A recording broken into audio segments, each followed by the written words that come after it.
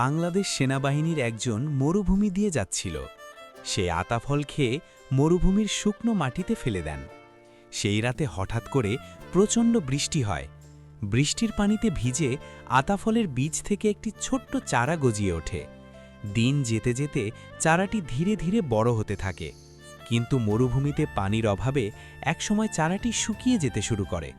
কয়েকদিন পর আবার সেই বাংলাদেশ সেনাবাহিনীর সদস্যটি ওই পথ দিয়ে বাড়ি ফেরেন।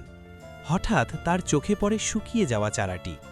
এক মুহূর্তও দেরি না করে তিনি তার পানির বোতল থেকে চারাটির গোড়ায় পানি ঢেলে দেন। পানি পেয়ে চারাটি আবার সতেজ হয়ে ওঠে। ধীরে ধীরে সেটি একটি বড় আতাফল গাছে পরিণত হয়। কয়েক মাসের মধ্যেই গাছটিতে অনেক সুন্দর সুন্দর আতাফল ধরে। বাংলাদেশ সেনাবাহিনীর সেই সদস্যটি একটি আতাফল পেড়ে খায়। শেষে সে কান্না করে দেয়, কারণ এখনও কেউ তাকে লাইক সাবস্ক্রাইব করেনি।